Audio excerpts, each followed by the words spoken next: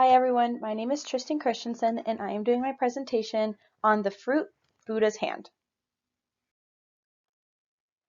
Some common names for Buddha's hand are obviously Buddha's hand, fingered citron, Citrus medica L, and then the last bullet point on the bottom is a name that is often used by the Chinese, which is kind of hard to pronounce, so I'll just let you go ahead and read that. Buddha's hand was originally grown in India, and then monks brought it over to China where they started to produce and sell it.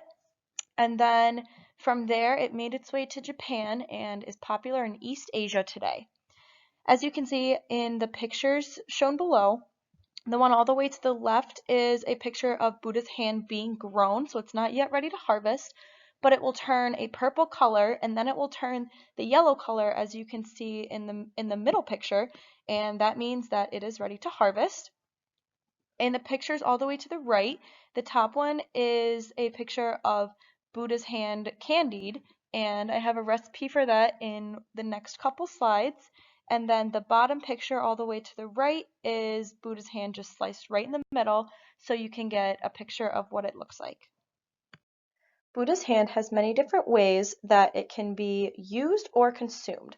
The first being that it can be eaten raw or cooked, and a common way for it to be eaten cooked is when you boil it and then add it to any recipe that calls for it.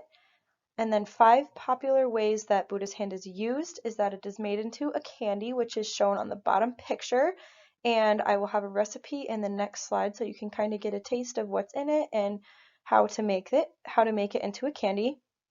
The second way being it is infused in alcoholic beverages. Buddha's hand has a lemon zesty taste to it, so when you infuse it into an alcoholic beverage, it just gives it a little bit of a lemon taste. And you can also consume it raw, as I said before, and a common way to do this is either on top of a salad or as a side for a chicken or salmon dish, and it's most commonly used as a side for some type of meat.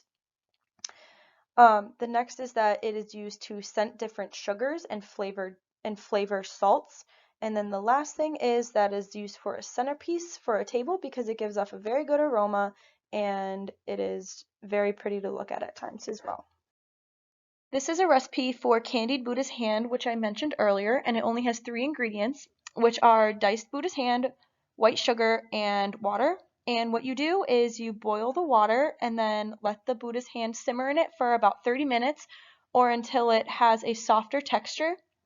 And then you combine 2½ cups of sugar and the water to the pot and let it simmer until it reaches a syrupy texture that is 230 degrees Fahrenheit. And then you let that cool and drain any of the excess liquids, and then you separate the citrus and let it cool on a drying rack for about 24 hours. And then once it has a tacky material to it, you put the last ½ cup of sugar in a bowl and shake it or stir it until the candy is evenly covered with sugar. This is a recipe for Buddha's hand for a salad dressing, and the ingredients consist of olive oil, salt, lemon juice, the zest of the Buddha's hand, balsamic vinegar, fresh or dried thyme, and garlic. So it's a little bit more complex than just the candied Buddha's hand, but basically all you do is add all the ingredients and mix them up, and you can use it right away, but the best results are if you let it sit overnight and marinate, and then you can add it to any salad as a dressing as you please. Buddha's hand is most commonly compared to the taste of a lemon, and it can also be substituted for the lemon zest because of its common taste. In China, it has a little bit of a deeper meaning. They go to their temples and they place Buddha's hand at the altar as a special sacrificial offering, and the Buddha's hand represents happiness and long living. In Japan, it also has a deeper meaning to it, and it is often used as a New Year's gift that people would give to each other in hopes that it would bring good fortune to the household that it is brought to. Buddha's hand does not contain many key nutrients, but it does contain vitamin C, calcium, and some dietary fiber, and it also contains different oils, which gives it that scent, and that's why people use it as a centerpiece in their house. And then this picture on the bottom has some claim to fame of the Buddha's hand and what it can possibly do to benefit a person's health. As I was searching where you can find Buddha's hand in Wisconsin, I found it very difficult to find an exact price or where you can even get it here.